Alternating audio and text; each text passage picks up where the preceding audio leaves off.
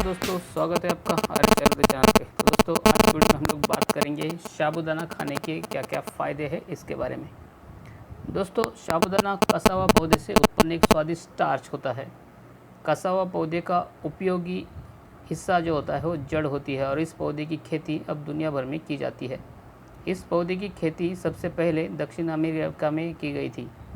उत्तर पूर्व ब्राज़ील में इसे केवल कसावा के रूप में जाना जाता है, लेकिन दुनिया भर में इसे अन्य नामों से भी जाना जाता है, जैसे कि सागू।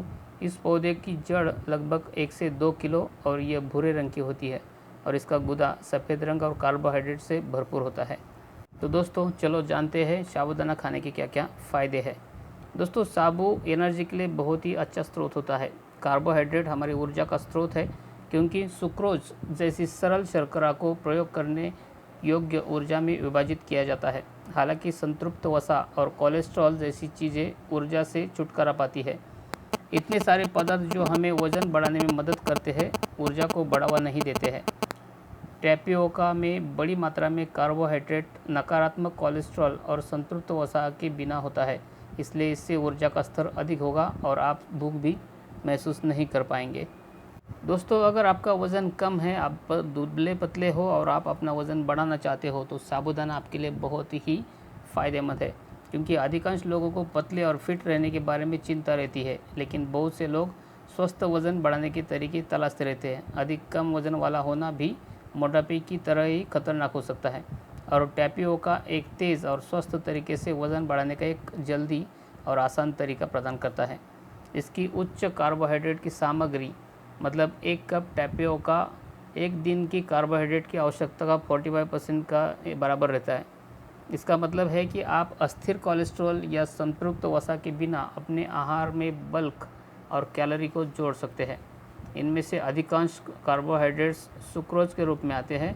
टैपियोका ऐसे कई लोगों के लिए एक आदर्श विकल्प है जिन्हें वज़न अधिक करने की आवश्यकता होती है, खासकर बीमारी, चोट, सर्जरी या ईटिंग डिसऑर्डर के बाद में। दोस्तों, साबूदाना के गुण में आप ब्लड सर्कुलेशन ठीक करने के लिए भी बहुत ही फ़ायदेमंद होते हैं। साबूदाना के सबसे मूल्यवान खनिज योगदानों में से एक है लोहा। मानव शरीर के सामान्य कार्यों के लिए आयरन आवश्यक होता है और इसकी सबसे महत्वपूर्ण भूमिका नई लाल रक्त कोशिकाओं के निर्माण में होती है। लोहा तांबे के साथ मिलकर शरीर में लाल रक्त कोशिकाओं की मात्रा को बढ़ाता है, मतलब हीमोग्लोबिन को, जिससे एनीमिया और उससे संबंधित स्थितियों को रोका जा सकता है। दोस्तों, साबूदाना प्रेगनेंसी में भी बहुत ही फ़ायदेमंद होता है। जन्मदोष से पैदा हुए बच्चे माता पिता के लिए दर्दनाक हो सकते हैं, इसलिए यदि संभवतः हो तो इसे रोकना जरूरी है। टैपियोका में बी कॉम्प्लेक्स विटामिन की एक महत्वपूर्ण मात्रा होती है, जिसमें फोलिक एसिड शामिल है, जो कि शिशुओं में न्यूरल ट्यूब दोषी की संभावना को कम करने के लिए सीधे जुड़ा हुआ है। पैदा होने वाले बच्चे की अच्छी सेहत के लिए साबूदाना एक कारगर दवाई है।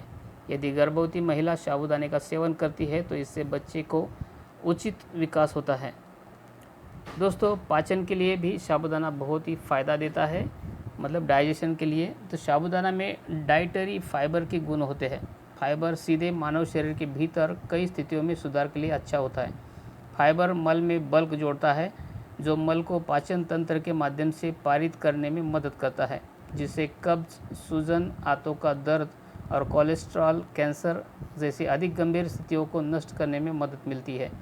इसके अलावा फाइबर धमनियों और रक्त वाहिकाओं की द्वारों पर अतिरिक्त कोलेस्ट्रॉल को स्क्रैप करके हृदय स्वास्थ्य को बढ़ावा देने में सहायता करता है, जिससे एथेरोस्क्लेरोसिस को ख़त्म करने और दिल को, मतलब दिल के दौरे और स्ट्रोक के संबंधित समस्याओं को समाप्त करने में आपको बहुत ही मदद मिलती है।